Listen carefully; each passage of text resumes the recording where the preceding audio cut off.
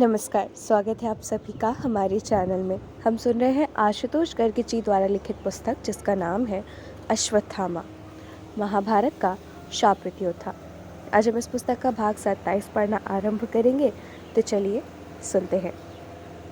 मुझे मन में सदा इस बात का संतोष एवं गर्व रहा कि मैंने दुर्योधन जैसे धूर्त व्यक्ति के साथ रहते हुए भी अपनी मानवता को कलुषित होने से बचाए रखा।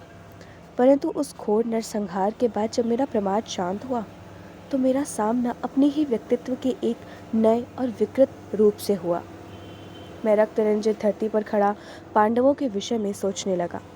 उन्होंने युद्ध लगभग जीत लिया था, परंतु क्या अपने पुत्रों को खोने के बाद वे इसे विजय कह सकते थे? क्या उनकी विजय अब उन्हें सचमुच हर्ष तथा उल्लास दे पाएगी? जिसे पाने के लिए वे लोग इस महासमर में उतरे थे, क्या अपने पारिवारिक विनाश के घाव को राज्य और वैभव के मरहम से भरा जा सकता था? मैं अपनी सफलता पर हर्षित था, किंतु मेरे मन में उठ रहे प्रश्न केवल पांडवों तक सीमित नहीं थे। मेरा हृदय मुझसे भी कुछ प्रश्न कर रहा था। क्या मेरे अंतर में व्याप्त मानवता और मेरा सद्भाव अमर्ष जनित भीषण हिंसा की भेंट नहीं चढ़ गए थे? क्या मैं सोते हुए निर्दोष लोगों की हत्या के बाद स्वयं चैन से सो सकूंगा? उस उल्लू ने तो अपनी प्रकृति के अनुरूप शिकार किया था, किंतु क्या एक पक्षी से प्रेरणा लेकर स्वयं हिंसक पशु जैसा आचरण करना उचित है? सहसा मेरा हृदय मुझे धिक्कारने लगा था। मैं मनुष्य से राक्षस हो गया था। मेरा हर्ष धीरे धीरे विषाद में बदलने लगा।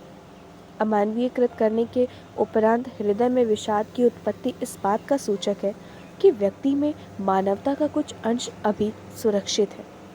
मुझे खुशी थी कि मैं पूरी तरह अमानव नहीं हो गया था। अपने मन में ग्लानि का भाव लिए मैं उस कुकर्म के साथ उसके रेचन एवं समाधान के उद्देश्य से गंगा के तट पर व्यास जी के पास जा पहुंचा। मैं उनके पास इस आशा के साथ गया था कि मेरे दुष्कर्म को युद्ध का ही अंश माना जाएगा, और जिस तरह युद्ध में योद्धाओं द्वारा हजारों सैनिकों को मारना सामान्य एवं क्षम्य समझा जाता है, उसी तरह मेरे इस कृत्य को भी देखा जाएगा। क्या सचमुच रणभूमि में सैनिकों को मारना और सोते हुए अबोध बालकों व महिलाओं की हत्या करना एक समान है? क्या युद्ध के समय कर्तव्यवश किया गया रक्तपात और अमर्ष के कारण किसी की हत्या को समान भाव से देखा जा सकता है? मेरे भीतर उठ रहे ये प्रश्न मेरे अंतर को मथ रहे थे, और उस मंथन से जो ग्लानि का गरल निकल रहा था उसने मेरे तन और मन को नहीं अपितु मेरी आत्मा को भी विषाक्त कर दिया था। अभी मेरा हृदय इस ऊहापोह से जूझ ही रहा था कि मैंने पांचों पांडव को सिंहनाद करते हुए अपनी ओर आते देखा। निश्चित रूप से उन्हें मेरे जघन्य कृत्य का पता चल गया था। सबसे आगे भीमसेन अपने भारी भरकम पैरों को पटकता हुआ मेरी ओर दौड़ा आ रहा था। उसके पैरों की धमक से आसपास के वृक्ष कांप रहे थे। उसके पीछे पीछे हाथ में गांडीव धारण किए अर्जुन, चक्र हाथ में लिए श्री कृष्ण और उनके साथ युधिष्ठिर, नकुल व सहदेव भी थे। मेरे पास सोचने के लिए न समय शेष था और न ही बुद्धि।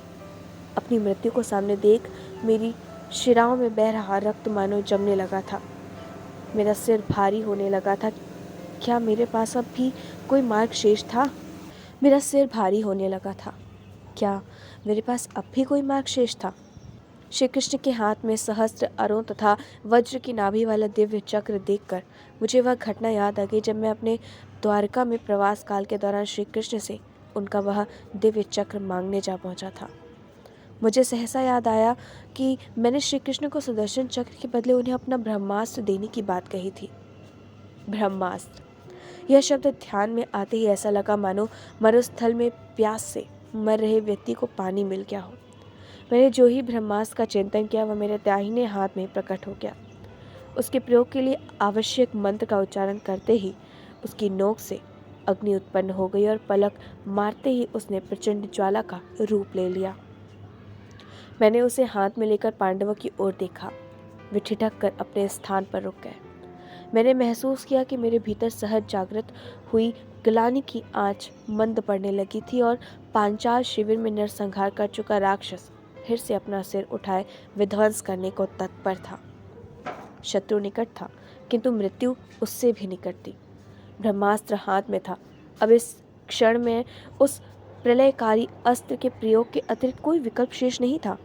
मेरे पिता द्रोण ने मुझे उसे प्रयोग ना करने की कड़ी चेतावनी दी थी। मैंने मन में अपने पिता से क्षमा मांगी और यह कहा कि पृथ्वी पांडव विहीन हो जाए। यह भीषण संकल्प लेते ही ब्राह्मण के अग्रभाग ने और प्रचंड रूप धारण कर लिया।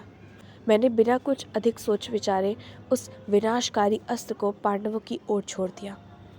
श्री कृष्ण ने ब्रह्मास्त्र को देखा तो चिंतित होकर अर्जुन से बोले, अर्जुन, इस दुष्ट अश्वत्थामा ने आखिर ब्रह्मास्त्र का प्रयोग कर ही दिया। आचार्य द्रोण का दिया यह ब्रह्मास्त्र तुम्हारे हृदय में भी विद्यमान है। अब उसके प्रयोग का समय आ गया है, क्योंकि ब्रह्मास्त्र को ब्रह्मास्त्र द्वारा ही रोका जा सकता है। तुम शीघ्र ही उसका स्मरण करो और पांडवों की मंगल कामना के साथ उसे छोड़ दो। अर्जुन ने आंखें बंद की और ब्रह्मास्त्र का स्मरण किया। अगले ही पल उसके भी हाथ में ठीक वैसा ही ब्रह्मास्त्र प्रकट हो गया। अर्जुन ने उसे ऊर्जान्वित करने हेतु मंत्र पढ़ा और पांडवों का मंगलमय हो कहकर उसने भी अपना ब्रह्मास्त्र छोड़ दिया।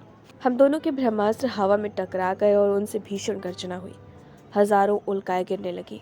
सर्वत्र अग्नि की लपटें उठने लगी, जिनसे संतप्त होकर प्राणी इधर उधर भागने लगे।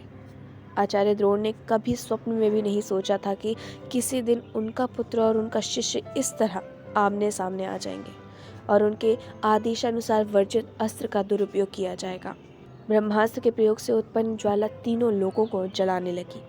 तभी देवऋषि नारद तथा महर्षि व्यास आकाश में प्रकट हुए और उन्होंने कहा, पूर्व काल में भयंकर अस्त्र शस्त्रों के ज्ञाता हुए हैं, किंतु आज तक किसी ने इन अस्त्रों का प्रयोग मनुष्यों पर नहीं किया।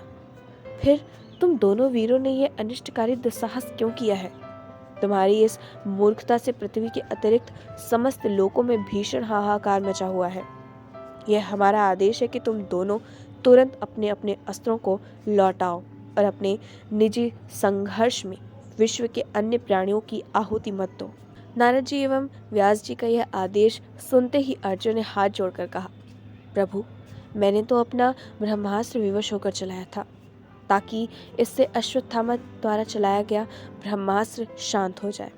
तथापि आपके आज्ञा अनुसार मैं अपने अस्त्र को वापस लेता हूँ, परंतु आप अश्वत्थामा को कहिए कि वह भी अपना अस्त्र वापस ले, अन्यथा हम लोगों का विनाश निश्चित है। यह कहकर अर्जुन ने मंत्र पढ़ा और उसका ब्रह्मास्त्र उसके पास वापस चला गया। मेरे द्वारा चलाया गया ब्रह्मास्त्र आकाश में ही घूमता रहा और पृथ्वी की स्थिति गंभीर होती चली गई। नारद और व्यास जी ने मेरी ओर देखा। स्पष्ट था कि उन्हें मुझसे भी अब वही अपेक्षा थी। मैंने मंत्र पढ़ा, किंतु उसका कोई प्रभाव नहीं हुआ। ब्रह्मास्त्र द्वारा चल रही विनाश लीला ज्यों की त्यों जारी रही। सब लोग विस्मित थे कि मंत्रोच्चारण के बाद भी ब्रह्मास्त्र लौटकर क्यों नहीं आया। इसका कारण यह था कि ब्रह्मास्त्र को लौटाने के लिए केवल मंत्र का ज्ञान होना पर्याप्त नहीं था, अपितु उस दिव्य अस्त्र के धारक का संयमी और सदाचारी होना भी एक अनिवार्य शर्त थी। मैंने ब्रह्मास्त्र का प्रयोग प्रमादवश किया था तथा उसके प्रयोग से मानव जाति की क्षति की उपेक्षा कर दी थी, जिससे मेरा संयम व सदाचार ध्वस्त हो चुका था।